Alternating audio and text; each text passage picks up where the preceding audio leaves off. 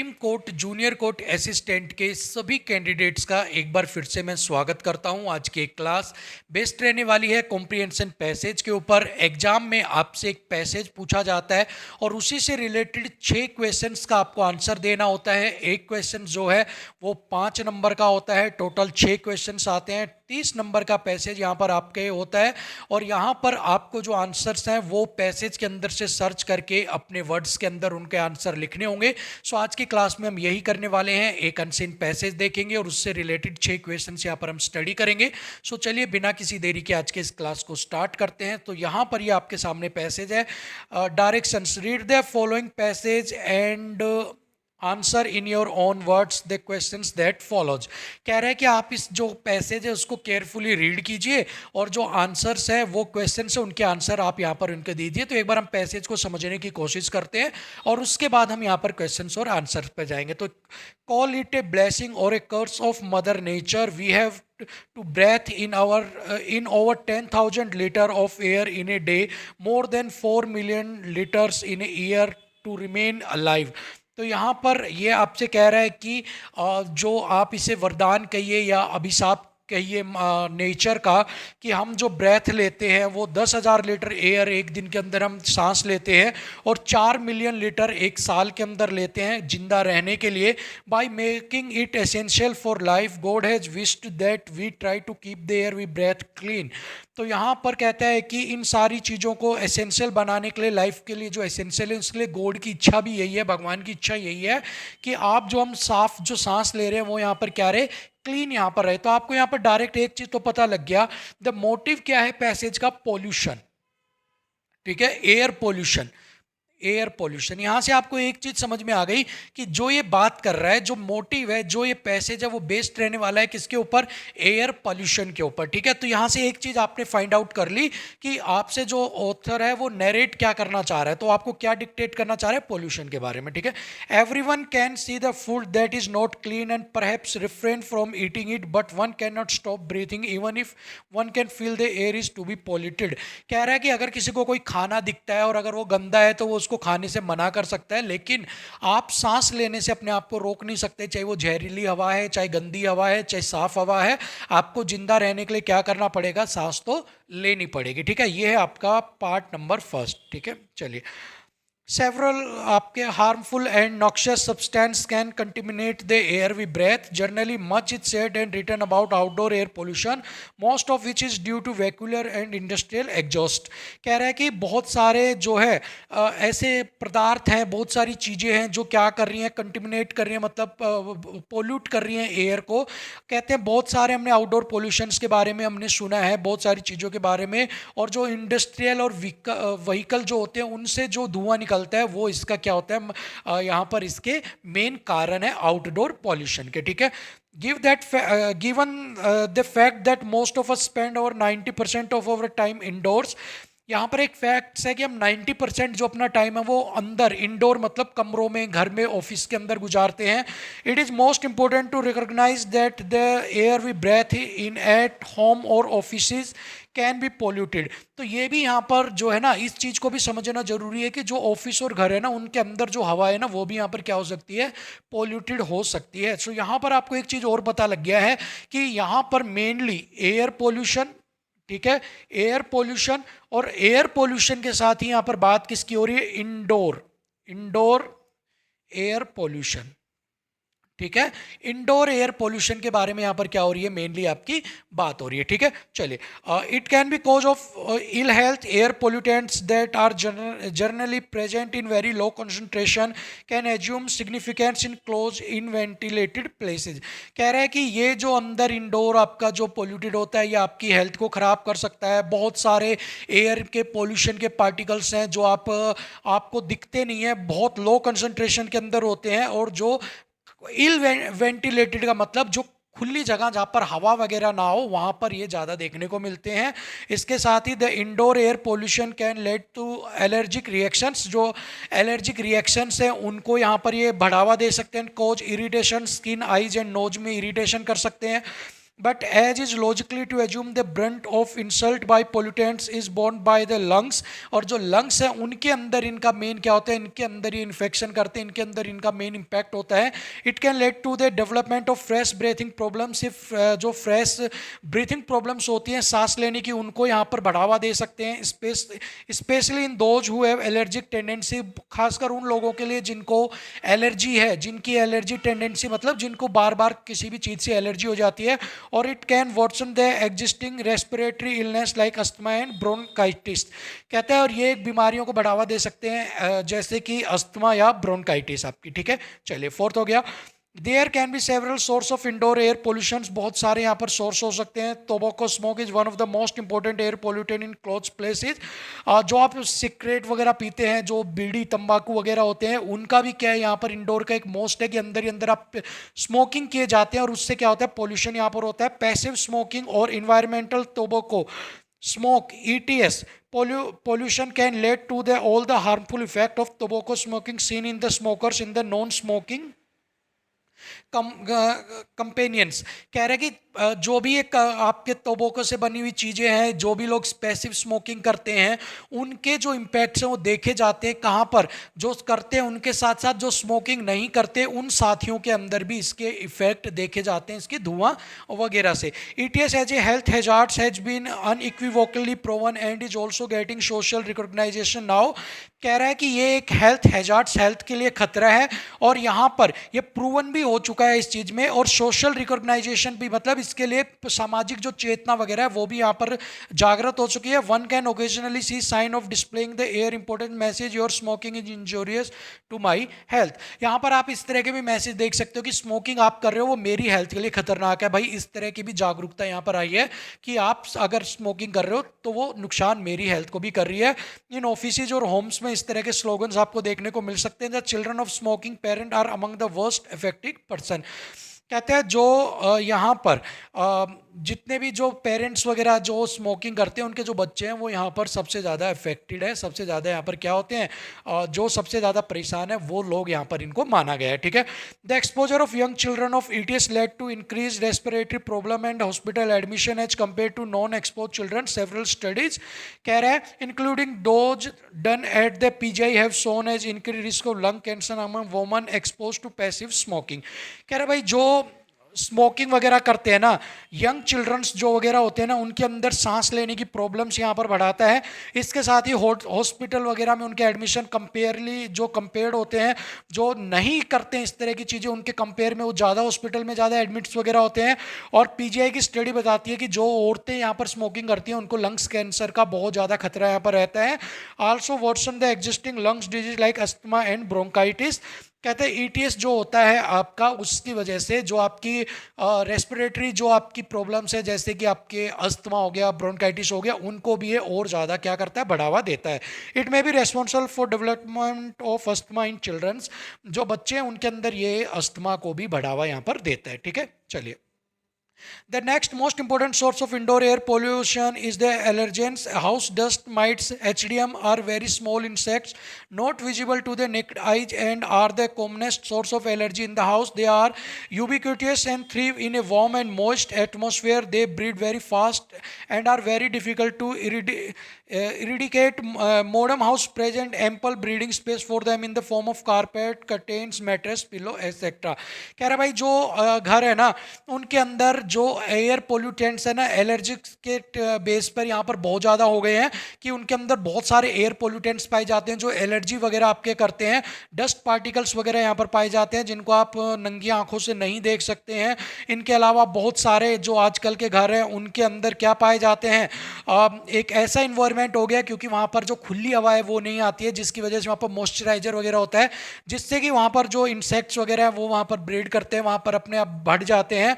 और जो नए आजकल हाउस आ रहे हैं उनके अंदर जो प्रजनन की क्षमता होती है मच्छर वगैरह की या कीटाणुओं की या फिर आपके जितने भी एलर्जी फैलाने वाले पोल्यूटेंट्स हैं उनकी, वो बहुत ज़्यादा है क्योंकि वहाँ पर कारपेट, कर्टेन्स, मैट्रेस, पिलो वगैरह होते हैं और उनके अंदर इनको पनपना बहुत ज़्यादा आसान होता है. ठीक है. Exposure to HDM can be prevented by the frequent washing of linen and by encasing the mattress and pillow in non-permeable cover. Pet from an important part of life for us.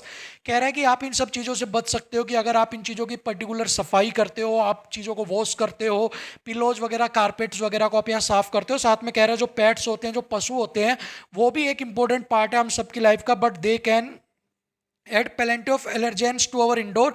But वो बहुत सारी allergy फैलाने वाले जो bacterias होते हैं वो भी हमारे इंडोर के अंदर, एटमॉस्फेयर के अंदर फैलाते हैं।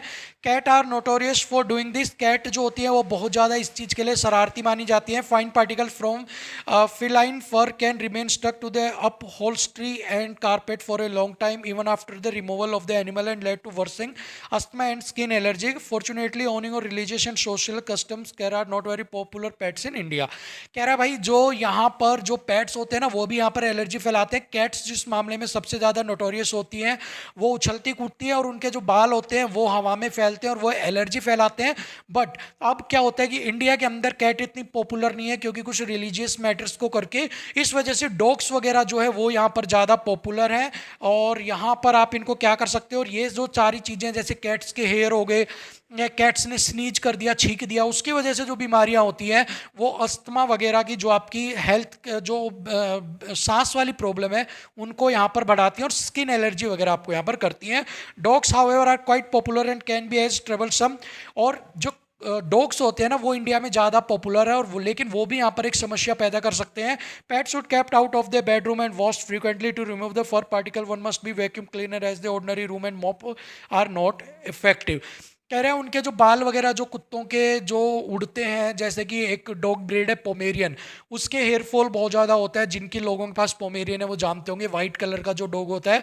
सो इस तरह के जो डॉग्स हैं उनके जो ये फर पार्टिकल्स वगैरह हैं ये यहाँ पर आपके एलर्जी कर सकते हैं। इसलिए इनको क्या करना चाहिए, इनको बाहर रखना चाहिए बेडरूम से और वैक्यूम क्लीनर वगैरह की यहाँ पर जो है हेल्प लेनी चाहिए उसको साफ करने के लिए, क्योंकि मोप आर नॉट इफेक्टिव, मतलब पोछा वगैरह जो आप मारते हो वो ज़्यादा इफेक्टिव नहीं होगा। ठीक है, इसके बाद moulds, fungi and several other micro organism thrives in damp condition and can lead to allergies as well as infections.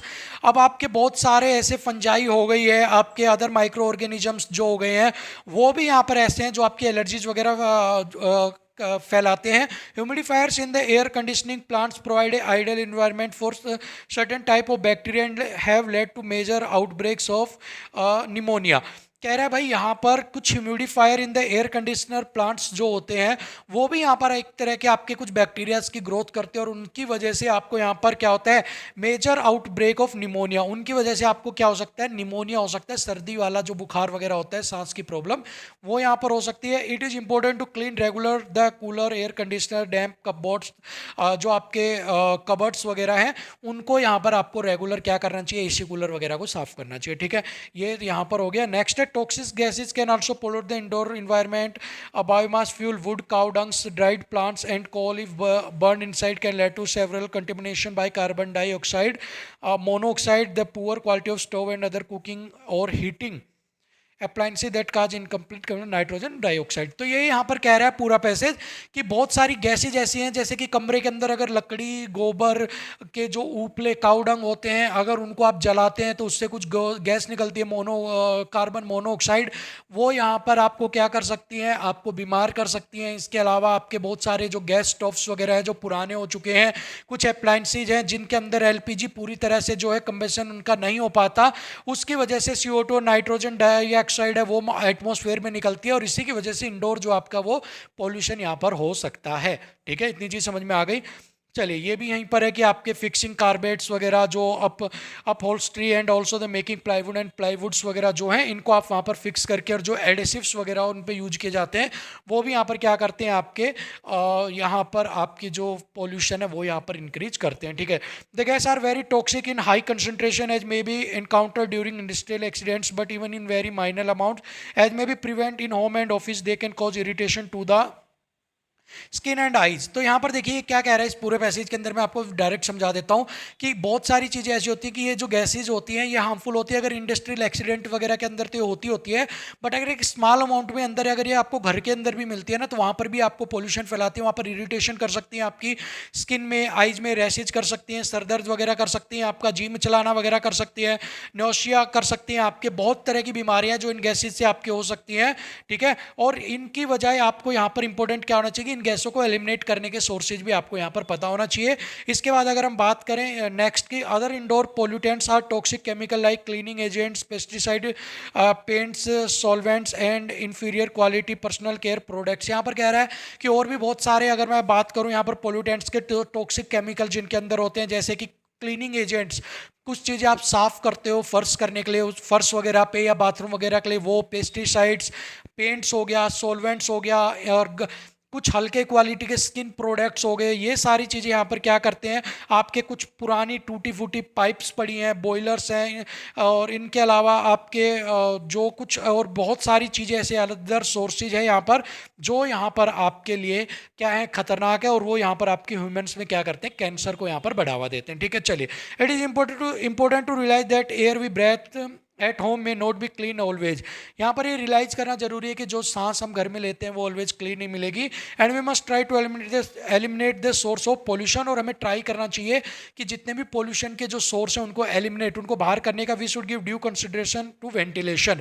और हमें वेंटिलेशन को ज़्यादा से ज़्यादा क्या करना चाहिए, ज़्यादा से ज़्यादा बढ़ावा यहाँ पर देना चाहिए। जैसे खुली हवा होगी, ताज़ा हवा आएगी, और जो आपके पोल्यूशन है वो भी यहाँ पर कम होगा। ठीक है, सो ये पूरा पैसेज यहाँ पर ये था, आपको पूरा पैसेज लाइन टू लाइन समझ में आ गया होगा कि पैसेज कहना क्या चाहता है।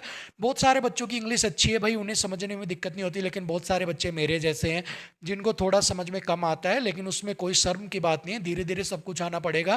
ठीक है, इसीलिए मैं लाइन टू लाइन आपको पढ़ के सुनाता हूँ, ताकि आपको ईजी रहे, जब आप इसके ऊपर जवाब दें तो आपको पता रहे भाई सर ने ये पढ़ के सुनाया था तो इस लाइन का मतलब ये है यहाँ पर। ठीक है, सो इसलिए मैं ये करता हूँ सारी चीज़ें। चलिए अब यहाँ पर देख लेते हैं क्वेश्चन आंसर। 6 क्वेश्चंस आपके पास हैं। सबसे पहला क्वेश्चन है, according to the author why indoor pollution is much harmful than outdoor pollution. Author के अनुसार जो अंदर का पोल्यूशन है वो बाहर के पोल्यूशन से कैसे ज़्यादा खतरनाक है। 5 नंबर का क्वेश्चन आपको यहाँ पर लिखना है। ठीक है, according to author what are the several source of indoor air pollution. Author के अनुसार, इसके लेखक के अनुसार इंडोर पोल्यूशन के सोर्स यहाँ पर क्या क्या है। 5 नंबर का सवाल है, what is the meaning of call it a blessing और a curse of mother nature. एक इसका मीनिंग बताइए कि आप इसको यहाँ पर आशीर्वाद कहेंगे या श्राप कहेंगे नेचर का, मदर नेचर का, जो प्रकृति है उसका। 5 नंबर में कि ऑथर ने ये क्यों कहा है। According to passage how can we minimise the effect of pollution. आपको यह बताना है अकॉर्डिंग टू पैसेज के अनुसार हम कैसे पोल्यूशन के इफेक्ट को कम से कम कर सकते हैं। 5वां, find the opposite of the word underline in the passage. आपको अपोजिट बताने, जैसे एलिमिनेट जो अंडरलाइन कर रखे हैं, टॉक्सिक हो गया। ठीक है, इसके अलावा यहाँ पर आपके मीनिंग हो गए हैं, वॉटसन हो गया, ठीक है, और हार्मफुल हो गया। इनके आपको क्या बताने भाई, इनके आपको अपोजिट यहाँ पर बताने। ठीक है, चलिए इसके बाद find the word similar meaning. अब यहाँ पर सिनोनियम बताने, सिमिलर किन वर्ड्स के, ये जो वर्ड दिए हुए हैं इनके 3 यहाँ पर लिखने हैं। 3 एक एम्पल है, इसके 3 मीनिंग यहाँ पर लिखोगे, 3 यहाँ पर लिखोगे। ठीक है, अब सुन लो, अब सबसे इंपॉर्टेंट है आपका यहाँ पर, सबसे इंपॉर्टेंट क्या है यहाँ पर कि अब आपको ये काम करने के बाद फन लर्न बाय अनुज या fun learn by Anuj doubts, ये दोनों, ये ग्रुप है, ये चैनल है टेलीग्राम के ऊपर, इसको ज्वाइन कर लेना है। बहुत सारे बच्चे जुड़े हुए हैं, आप भी जुड़ जाइए। और अपना ये होमवर्क करने के बाद, ये होमवर्क आपको करने के बाद कल तक आपको इसको सबमिट कर देना है। कल कब तक, कल शाम को 6 बजे लास्ट है, डेडलाइन है वहाँ पर। ठीक है, डेडलाइन है, 6 बजे तक आपको ये सबमिट करना है। और ये आपका डे 3 चैलेंज भी है। क्या है ये आपका, ये यहाँ पर डे 3 चैलेंज आपका। ठीक है भाई, डे 3 चैलेंज है, डे 2 कल दिया था, आज डे 3 चैलेंज है आपका। और ये सारी की सारी चीज़ें आपको करनी है, टेलीग्राम के ऊपर डाल देनी है, चैनल को सब्सक्राइब कर देना है। साथ में ही आपको अच्छे से अपने जो आंसर्स हैं उनको यहाँ पर लिखना है, अच्छे से समझना है। और जो ये पीडीएफ है, ये जो पीडीएफ है, जो ये पैसेज की पीडीएफ है, ये मैं टेलीग्राम के ऊपर डाल दूंगा, इसको आप डाउनलोड करो और इसको देख कर आपको अपने आंसर यहाँ पर देने। ठीक है, सो फिलहाल के लिए क्लास में इतना ही, मिलेंगे आपसे डे 4 कल के एक नई चैलेंज के साथ। तब तक के लिए थैंक यू सो मच, नमस्कार।